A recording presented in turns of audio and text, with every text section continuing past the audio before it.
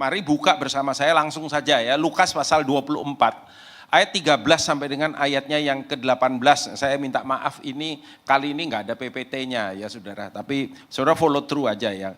Lukas 24 ayat 13 sampai dengan ayatnya yang ke-18 ya. Pada hari itu juga 2 orang dari murid-murid Yesus pergi ke sebuah kampung bernama Emmaus. Jadi ini pelajaran the lesson of Emmaus dikatakan. Pelajaran dari peristiwa Emmaus ya saudara. Yang terletak kira-kira 7 mil jauhnya dari Yerusalem. Dan mereka bercakap-cakap tentang segala sesuatu yang telah terjadi. Ketika mereka sedang bercakap-cakap dan bertukar pikiran, datanglah Yesus sendiri berjalan mendekati mereka, lalu berjalan bersama-sama dengan mereka. Ayat 16 dikatakan, tetapi ada sesuatu yang menghalangi mata mereka, sehingga mereka tidak dapat mengenal dia. Yesus berkata demikian kepada mereka, apakah yang kamu percakapkan sementara kamu berjalan? Maka berhentilah mereka dengan muka muram. Seorang dari mereka namanya Kleopas menjawabnya, adakah engkau satu-satunya orang asing di Yerusalem yang tidak tahu apa yang terjadi di situ pada hari-hari belakangan ini? Nah saudara, kalau saudara perhatikan apa yang ditulis oleh Lukas pada ayat-ayat yang sebelumnya, maka kita tahu peristiwa yang dimention, yang disebut sama Kleopas ini adalah tentang kematian Tuhan.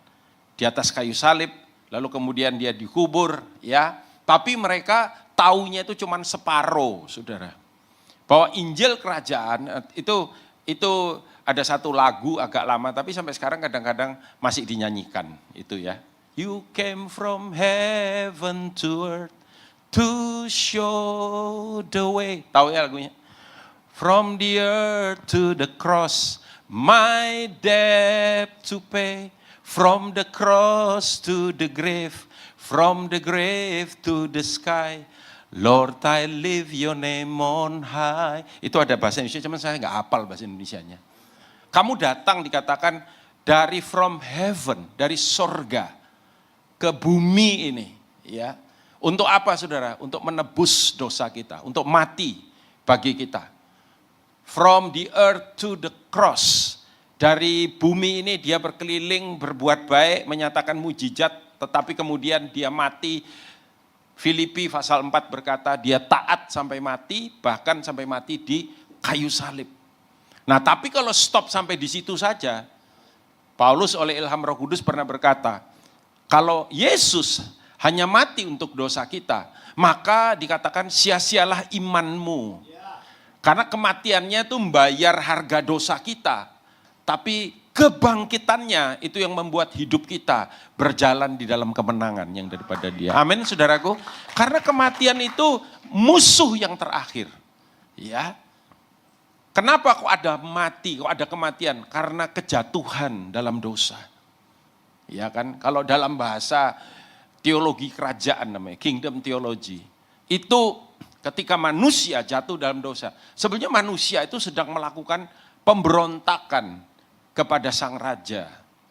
Raja di atas segala raja itu. Sebab manusia diberikan otoritas, diberikan kuasa.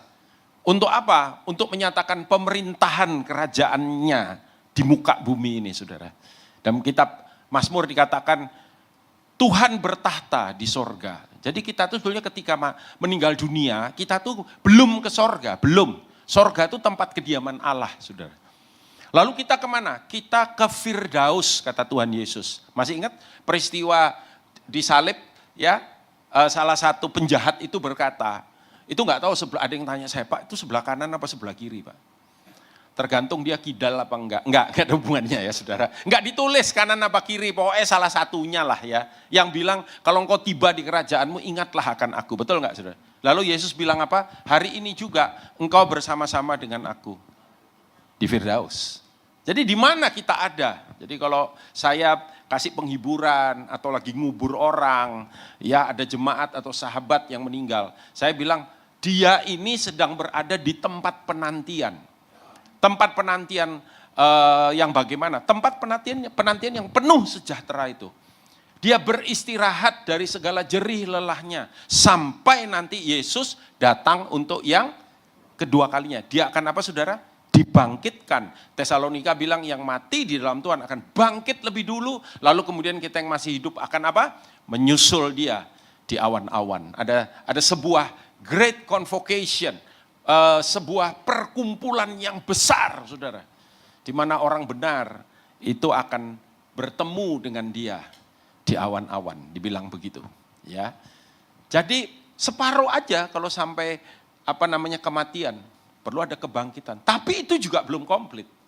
Sebab 40 hari setelah dia bangkit, ya kan, dia naik ke surga. Kita memperingatinya beberapa minggu yang lalu, saudara. Dan selalu kalau saudara perhatikan, kenaikan Tuhan Yesus, hari raya kenaikan Tuhan Yesus selalu terjadinya hari Kamis. Enggak pernah bleset-bleset, yang bleset-bleset itu yang di luar sana. Kalau kita tuh konsisten, ya kan? Pokoknya itu, dan itu sejalan dengan sebetulnya Jewish Festival dibilang. Ya, karena nanti 10 hari kemudian setelah dia naik, Pentakosta. Ya, hari raya Pentakosta itu Syavuot sebetulnya. Kalau orang Ibrani memperingati itu Nuzulul Torah. Turunnya Torah, saudara. Ketika Musa menerima 2 loh batu, itu diperingati sebagai Syavuot. Dan pada waktu itulah Roh Kudus apa? Turun. Memenuhi 120 murid di loteng Yerusalem. Dan mereka meneruskan misi daripada Tuhan Yesus. Misi untuk menyatakan kerajaannya di atas muka bumi ini. Tuhan tuh konsisten dalam semua kebenaran yang dinyatakan. Waktu Yesus datang, khotbah pertamanya apa saudara? Dia enggak khotbah kelepasan, enggak khotbah keberkatan, enggak khotbah yang lain. Dia berkata, bertobatlah sebab kerajaan surga sudah dekat. Ketika dia bangkit dari kematian, Kisah 1 ayat berapa itu? 3 ya kalau nggak salah. Dibilang, sebab selama 40 hari, ia ketemu dengan murid-muridnya dan mengajarkan kepada mereka. Konsisten tentang kerajaan Allah. Nggak ada yang lain, saudara. Ya. Dan karena itu, Tuhan pada waktu memerintahkan, Tuhan bilang, tugasku udah selesai. Maka gerejaku itu akan melanjutkan misi Bapa di atas muka bumi ini. Misi apa? Memperluas akan kerajaannya. Tapi mereka yang di Emmaus ini nggak nangkep, saudara. Coba kalau saudara perhatikan, mereka berdua berjalan, ya, lalu kemudian didatengin Tuhan, ya kan? Kalau coba misalkan Kogun lagi ada di Tunjungan Plaza atau Yosua Tunjungan Plaza, lalu tak deketi, Shalom, kan langsung tahu tuh betul nggak? Pak Daniel, karo sopo. Nah biasanya kadang-kadang kan gitu. Karaoke, bukannya saudara ya. Jadi mereka nggak kenal. Siapa 2 orang ini? Kleopas dan istrinya berdua. Kleopas ini siapa sih menurut gereja ortodoks kuno, saudara? Kleopas ini adalah adik daripada Yusuf, bapak jasmaninya Tuhan Yesus. Berarti siapa Kleopas ini? Kalau orang Jawa bilang nih Pak Leknya Tuhan Yesus. Ence, kalau jarene wong Hokkien. Siapa Kleopas ini? Kalau orang yang pendidikan Belanda itu omnya, ya. Tapi dia nggak kenal. Dan mereka tuh dibilang murid. Nah kalau murid berarti selama Yesus hidup ada, kan cukup pernah dengar, pernah ketemu, pernah tahu. Tapi kok aneh ya? Aneh ya, kenapa kok mereka nggak tahu ya? Alkitab bilang gini, karena ada selubung di mata mereka. Mereka tidak kenal karena ada sesuatu yang menutup mata mereka. Atau lebih tepatnya ada sesuatu lah yang menghalangi mereka di dalam pengenalan akan Tuhan. Loh ini masih mambu dulur loh saudara. Dan ini Tuhan Yesus. Betul nggak? Arti daripada nama Kleopas. Kleopas itu namanya artinya bagus saudara. The vision of glory. Keren kan? Ya, visi kemuliaan. Wow. Nah ini sang kemuliaan itu ada bersama dengan dia. Orang ketok. Hah? Ngeri ya saudara ya. Kalau kita pikir, kita tuh berjalan bersama dengan Tuhan. Tuhan tuh maksud saya gini loh, Tuhan itu dekat. Nama Tuhan salah satunya apa? Nama Tuhan itu kan banyak ya. Yesus memperkenalkan dirinya, I am the way, the truth, and the life. I am the door. Akulah sang pintu. Ya kan? Loh iya, salah satu nama Tuhan itu door, the door. Itu. Sang pintu. Kenapa? Pintu itu akses. Benar gak saudara? Dia berkata, I am the resurrection and life. Akulah kebangkitan dan hidup. Nah, itu mengalahkan kematian. Tapi ada satu nama yang luar biasa saudara. Yang menjamin kehidupan kita. Immanuel. Amin saudaraku. Artinya apa? Tuhan beserta kita. Ya, lupa yang dua orang ini. Bahwa Immanuel sedang bersama dengan dia. Intinya dia nggak recognize gitu, nggak mengenali. Karena ada yang nutup matanya dia. Apa yang nutup matanya dia? Yang dia bilang, kenapa kamu kok muram, kata Tuhan. Loh, apakah kamu satu-satunya orang yang tidak tahu tentang peristiwa yang terjadi hari-hari belakangan ini di Yerusalem? Tuhan tidak bilang, itu aku aktor utamanya. Enggak. Tuhan itu cukup sabar, saudara. Jadi rupa-rupanya mereka tertunduk lesu, kata firman Tuhan. Rupa-rupanya mereka ini sedang dalam keadaan yang kalau orang Batak bilang itu tertekan, saudara. Perasaannya tertekan. Ya, emosinya tertekan. Sukacitanya hilang. Itu, saudara. Kita kalau membiarkan masalah yang ada dalam kehidupan kita, menguasai kita, bahkan Tuhan dekat pun gak kroso. Bahaya gak saudara? Ya, saya ketemu berapa orang anak Tuhan yang bilang, belakangan ini Pak saya rasa jauh dari Tuhan. Ikulah perasaanmu ah. Hah? Satu kali saya membaca sebuah renungan dan saya mengaminkan dan saya bersyukur untuk apa yang saya baca itu saudara. Karena ditulis begini di renungan itu. When you pray, waktu kamu berdoa, sometimes dia bilang, kadang-kadang kamu seperti merasa kering. Ya, meskipun hamba Tuhan kan juga ya pendeta juga manusia, ya saudara. Bisa. Siapa yang di sini pernah bangun pagi biasanya sejahtera, rasa hadirat Tuhan, tapi hari itu entah mengapa bangun pagi nggak kerasa apa-apa. Doa garing.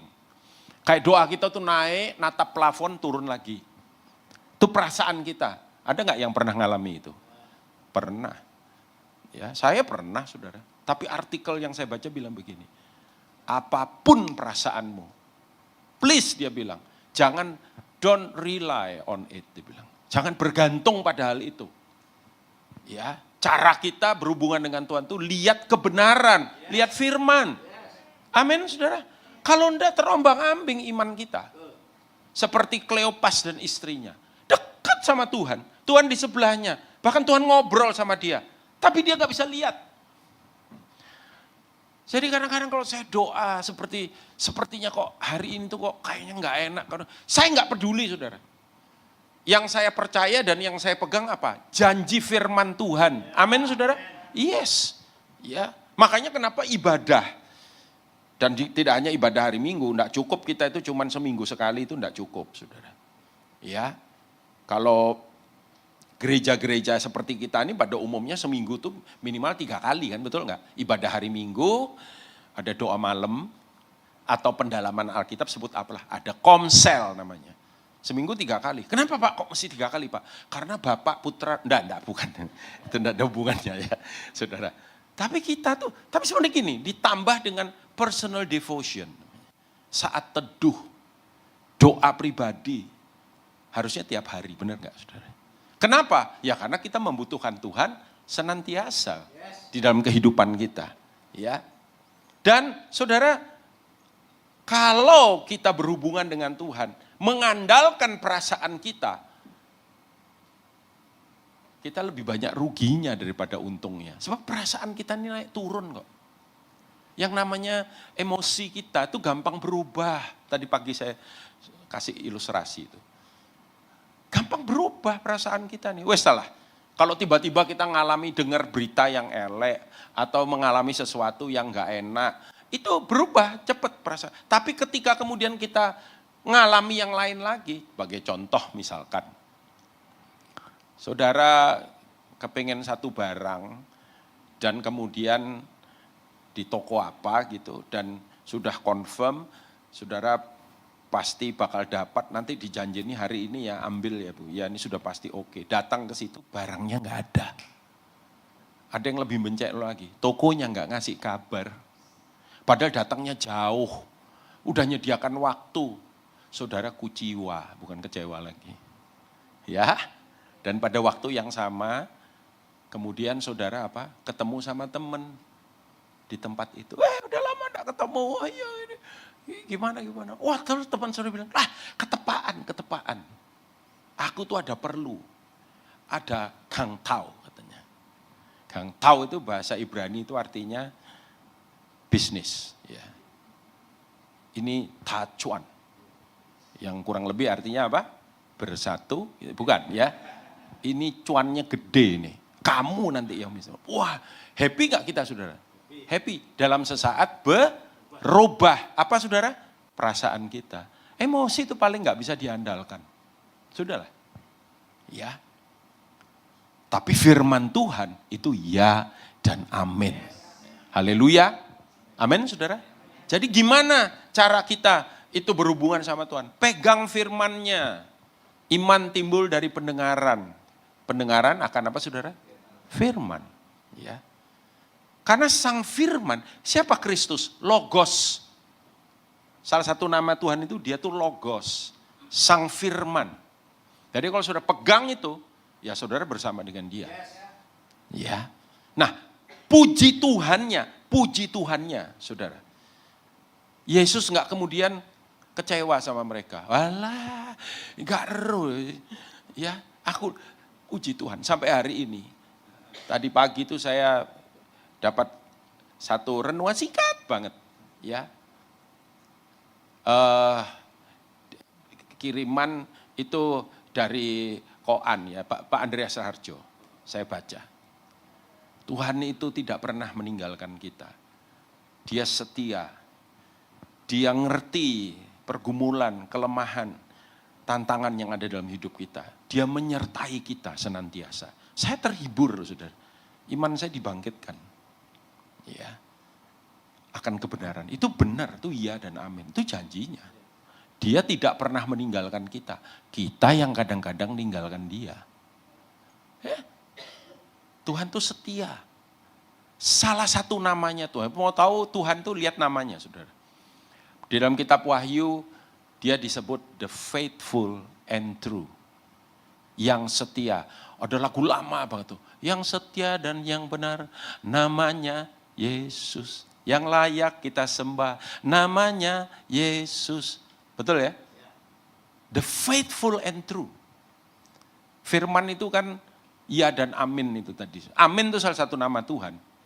Amin itu artinya apa itu? Teguh, engkau raja kebenaran. Engkau teguh pada kebenaranmu. Itu amin. Jadi begitu kita bilang amin. Kita mengakui bahwa doa yang kita naikkan itu Tuhan pasti akan lakukan dan kerjakan sesuai dengan kehendaknya.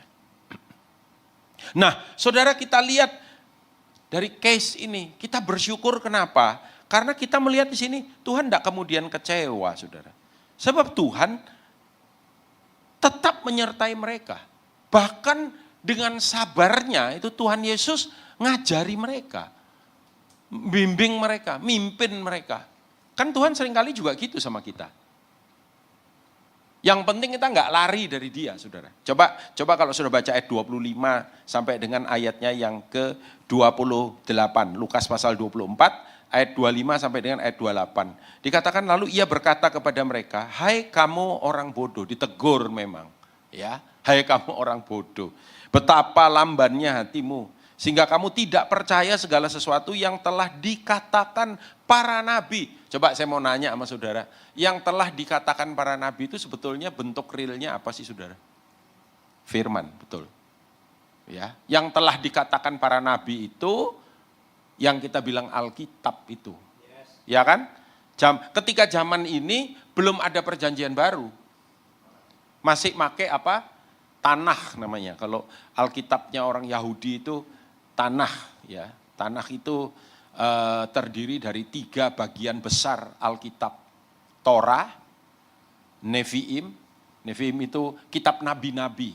Nabi-nabi besar maupun nabi-nabi kecil, dan namanya Ketubim, ya. Itu yang berisi sejarah atau cerita-cerita. 1 Tawarikh, 2 Tawarikh, 1 Raja-Raja, 2 Raja-Raja, 1 Samuel, 2 Samuel, Esra, Nehemia, itu semua, saudara. Dan kitab hikmat namanya, Ayub, Pengkhotbah, Amsal, Mazmur, itu kitab hikmat, the book of wisdom. Ya, baru ada Tanakh. Nah, Tuhan bilang, kamu makanya kenapa belajar Alkitab perlu, saudara. Ya, tidak hanya para hamba Tuhan, pendeta-pendeta, pengerja yang ada di gereja yang perlu belajar Alkitab. Semua jemaat perlu belajar Alkitab. Amin. Supaya kalau kemudian dipertanyakan iman kita di luar sana, yo ele-elean gitulah, kita bisa jawab. Nggak kemudian bingung, yo tak teleponi pendetoku yo. KB pendetoku. Ditanyai orang di luar sana, enggak ngerti pendetoku. Mau apa, minta doakan apa, boleh aja itu. Tapi pendetoku, ngusir setan pendetoku, ngusir maling pendetoku. Didatangi debt collector pendetoku. Mati muda pendeta, saudara. Gitu caranya. Maka belajar, saudara. Amin. Ya kan? Ada 2 doktrin dasar ya, yang saudara harus paling tidak tuh ngerti garis besarnya. Yang pertama itu doktrin Tritunggal namanya. Bahwa Allah yang kita sembah itu Bapa, Putra, dan Roh Kudus. Hipostasis itu berarti pribadinya itu sendiri-sendiri, tapi ada di dalam keesaan. Makanya dibilang Tritunggal. Tunggalnya itu ada dalam keesaan. Natur, keilahian itu bersama. Itu mengikat, ya, echad bahasa Ibrani. Echad itu artinya perfect unity, kesatuan utuh, ya kan? Mereka tidak terpisahkan, mereka bersetuju dalam segala hal. Tidak pernah ada strife antara 3 pribadi itu, saudara. Jadi kita ini bukan ada ajaran namanya Triteism. Triteism itu 3 Allah, tidak. Ya, tetap Esa 1. Tapi dinyatakan dalam 3 pribadi. Amin, saudara? Iya. Nah, satu kali saya diminta ngajar tentang hal ini. Dan ada satu bapak yang nanya, pertanyaannya normal, cuman dia bilang gini, Pak gimana kalau belajar Tritunggal ini enggak bisa benar-benar kayak paham, mengerti, logik itu, secara logik. Saya bilang itu wajar aja, Pak. Karena dimensi Tuhan itu jauh di atas kita. Dimensi kita tuh di bawah Tuhan. Yang dimensinya di bawah itu enggak terlalu bisa memahami yang dimensinya di atas. Tapi yang dimensinya di atas itu bisa paham sama yang di bawahnya. Kayak saudara sama binatang. Binatang tuh sehebat apapun, kalah sama manusia, saudara. Betul enggak? Sekeren apapun, sehebat apapun. Ditaklukkan kok binatang itu, dipelajari sama manusia, diedel-edel, dilihat, dipelajari. Bisa ngerti betul kita tentang binatang. Tapi binatang bisa tak paham sama saudara? Suruh bilang anjing saya ini yang paling ngerti saya, Pak. Teman baik saya anjing saya ini, Pak. Cuma nojok kebablas saya nanti minta diberkati sama anjingnya, saudara. Jangan, itu ngawur namanya. Tapi saudara bisa paham anjing saudara bisa paham betul sama saudara. Dalam konteks tertentu iya, tapi tidak semuanya. Dia nggak paham betul, lu ngomong aja nggak bisa kok kita. Betul nggak? Sekalipun anjing itu ada yang pinter ya saudara. Dia bisa nge-sense. Tapi nggak sepenuhnya bisa paham kita. Sama kita sama Tuhan juga. Tuhan tuh dimensinya di atas kita. Kalau kita secara logika bisa paham betul siapa dia, lah kita yang jadi Tuhan, saudara. Nangkep ya? Nah, belum lagi ada pertanyaan, Pak, kan Bapak, Putra, Roh Kudus. Nah waktu Yesus di bumi itu Pak, Yesus datang tuh 33 kurang lebih, 33 tahun di bumi. Berarti sorga itu hilang satu, Tuhan. Kosong. Nah, ini kemplo pisan. Kenapa? Ini yang kedua. Karena tidak memahami nama itu duinatur Kristus. Kristus itu dia manusia 100%. Makanya dibilang duinatur, dua natur. Tapi dia juga Allah 100%. Ya, lalu yang di bumi itu kemanusiaannya. Keilahiannya tetap bersama dengan Tritunggal. Loh kok Isa? Ya iso aja jenenge Tuhan. Nah lihat persoalan dimensi lagi. Betul? Iya. Iya. Ketuhanannya tetap. Nggak ada yang namanya sorga kosong. Mereka itu dalam kekekalan senantiasa bersama-sama. Tidak terbagi, tidak terpisahkan. Selalu ada dalam kesetujuan. Kemanusiaan yang di bumi, makanya kenapa saya bilang kemanusiaan? Makanya dia sebagai manusia 100% ngalami seperti yang kita alami. Bedanya cuma satu, dia tidak berbuat dosa. Amin saudara. Karena hanya yang perfect 100% yang bisa nebus saudara dan saya. Nah, ini penting loh saudara. Ya. Dan kamu kata Tuhan, tidak percaya segala sesuatu yang dilakukan oleh para nabi. Maksudnya, lalu dia bilang begini, bukankah Mesias harus menderita semuanya itu untuk masuk dalam kemuliaannya? Bolak-balik dia sudah ngomong, aku akan mati, aku akan dianiaya, aku akan diperlakukan dengan tidak adil. Bolak-balik. Lalu ia menjelaskan kepada mereka apa yang tertulis dalam dia, tentang dia dalam seluruh kitab suci. Mulai dari kitab-kitab Musa, Taurat, dan segala kitab nabi-nabi yang saya bilang Nevi'im tadi itu. Mereka mendekati kampung yang mereka tuju, lalu ia berbuat, dibilang begini, seolah-olah. Berarti kan kalau seolah-olah itu enggak sungguh-sungguh, betul enggak saudara? Jadi Tuhan berbuat seolah-olah mau meneruskan perjalanannya. Dia sepertinya kayak misah gitu. Dia ngetes mereka berdua ini. Sudah paham enggak?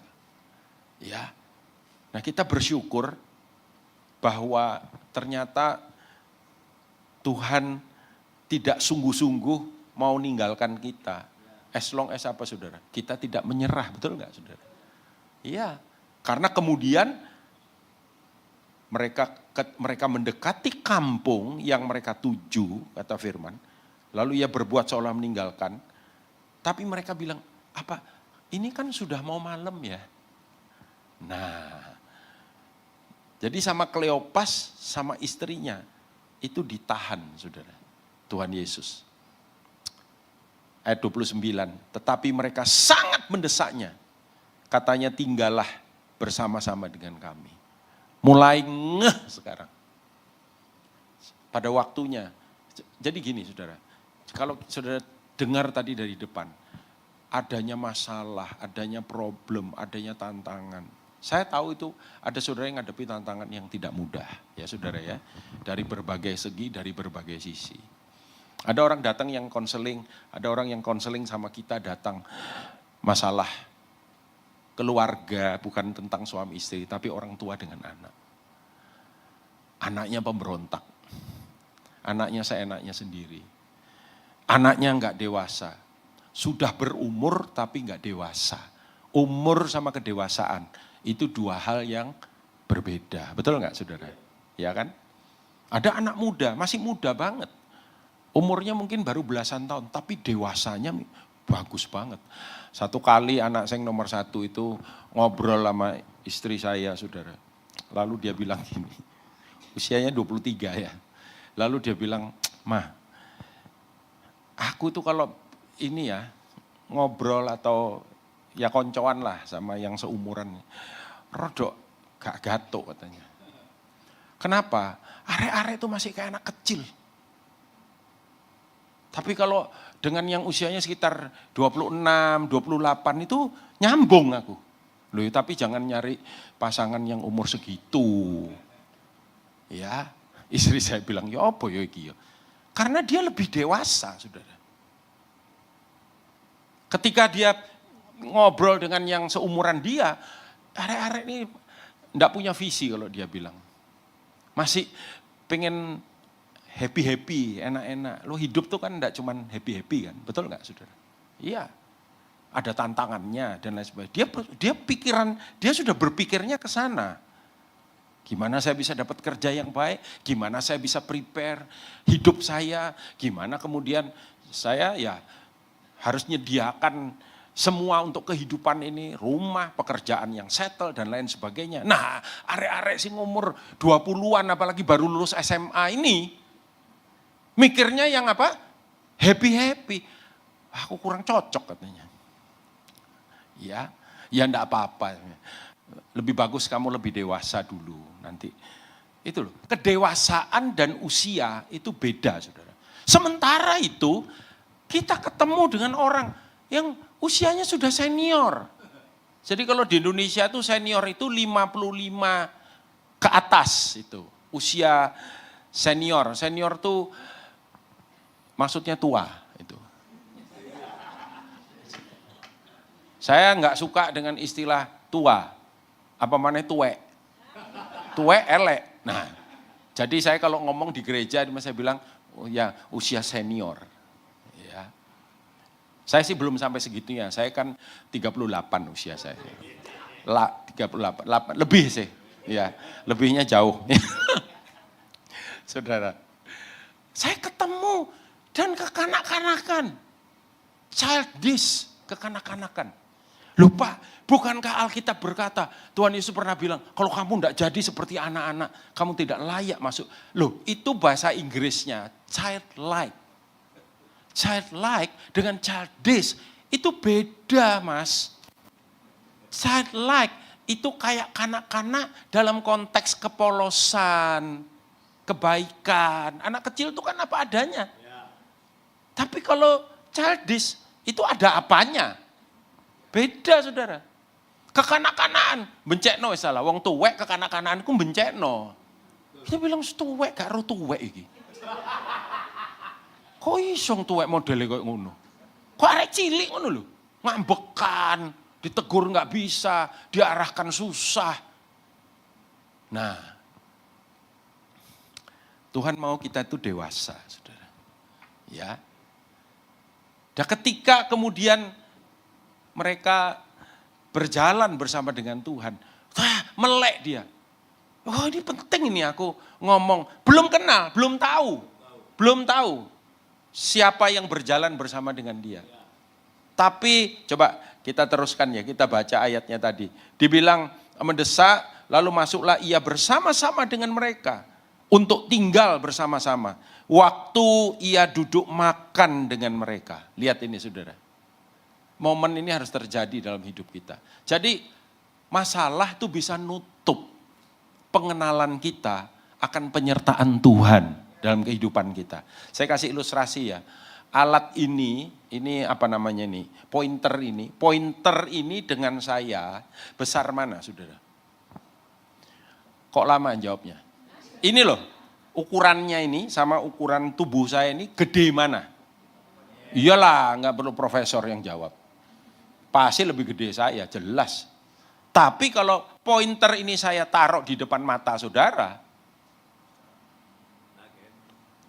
saudara nggak bisa lihat saya sepenuhnya. Iya kan? Jadi kalau problem kita, tantangan kita tarik terlalu dekat dengan diri kita.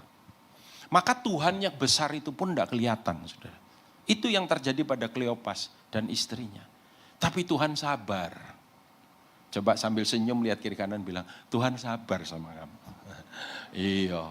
Nek aku tak tinggal ket mbiyen. Tuhan sabar. Nah kadang-kadang Tuhan itu ngomong sama kita, saya sama istri saya ini ya.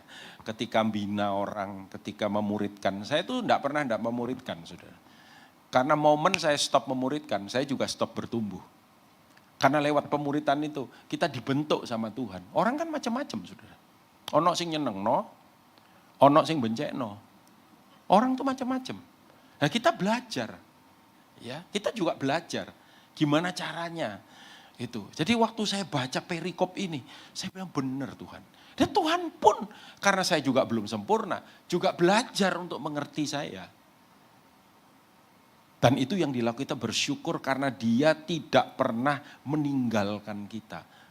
Dan ketika tiba waktunya, dia pasti menyatakan dirinya buat saudara dan buat saya. Betul gak saudara? Makanya apapun yang terjadi dalam kehidupan kita, percayalah Tuhan itu pasti menyediakan jalan yang baik, saudara. Siapa di sini yang gak pernah kecewa sama sekali sama Tuhan? Coba angkat tangan. Sama sekali gak pernah kecewa. Siapa yang jujur bilang, saya pernah Pak. Karena mungkin ada sesuatu yang kita ingini, kita sudah gumulkan, kita sudah doakan, kita sudah imani, kita sudah yakini. Enggak terjadi apa-apa saudara. Tapi kalau saudara percaya, penyertaannya dalam kehidupan saudara. Dan saya yakin, itu the moment of breakthrough, momen terobosan itu akan terjadi. Tuhan tidak akan pernah menyerah sama kita. Yes. Ya, karena itu kita juga nggak boleh menyerah sama Tuhan. Yesus mengambil roti, mengucap syukur, lalu memecah-mecahkannya dan memberikannya kepada mereka. Baca sama-sama ayat 31. 1, 2, 3. Ketika itu terbukalah mata mereka dan mereka pun apa? Mengenal dia, tetapi ia lenyap dari tengah-tengah mereka. Ia lenyap dari tengah-tengah mereka. Tapi Tuhan udah jawab. Terjadi apa akhirnya mereka? Wah. Ya. Saya senang baca ayat ini kenapa? Karena cepat atau lambat jawaban Tuhan itu pasti datang dalam kehidupan kita. Hari ini mungkin jawaban Tuhan belum datang. Hari ini mungkin kadang-kadang kita kayak Kleopas. Kadang-kadang merasa dekat sama Tuhan, kadang-kadang merasa jauh. Tapi percayalah sekali lagi saudara. Please jangan andalkan perasaan saudara. Atau even pikiran saudara. Tapi andalkan mata iman saudara. Untuk percaya Tuhan tidak pernah meninggalkan kita dalam kehidupan kita. Amin saudara. Kita kerasanya seperti Tuhan tidak menyertai. Kadang-kadang waktu sesuatu yang nggak enak terjadi atau mungkin apa ya, ada tantangan atau kecelakaan atau apa, kita bilang apa susahnya sih Tuhan? Saudara, saya tutup dengan kesaksian saja. Saya pernah cerita saudara di sini. Anak saya yang nomor 2 itu dia karena autoimun, ya, dia ngalami itu namanya nephrotic syndrome. Nephrotic syndrome itu saringan ginjalnya melebar. Sehingga proteinnya bocor, albuminnya turun, bengkak pada waktu itu, kira-kira kurang lebih setahun yang lalu. Ya, waktu itu dia baru semester akhir kuliah, saudara. Kita ngobati. Saya percaya mujizat, bilur Yesus menyembuhkan. Amin, saudara. Iya, pengobatan dokter iya, tapi saya percaya kita doa. Ini udah setahun lebih ya. Ya kan, terakhir let's say ya, sebelum Jumat Agung ya saudara. Sebelum Jumat Agung, saya tuh bergumul gitu. Saya bilang Tuhan, apa susahnya sih Tuhan menyembuhkan? Saya pernah doakan orang sakit, sembuh. Cancer, beberapa penyakit, sembuh. Lah iki anakku dewek tak doakno.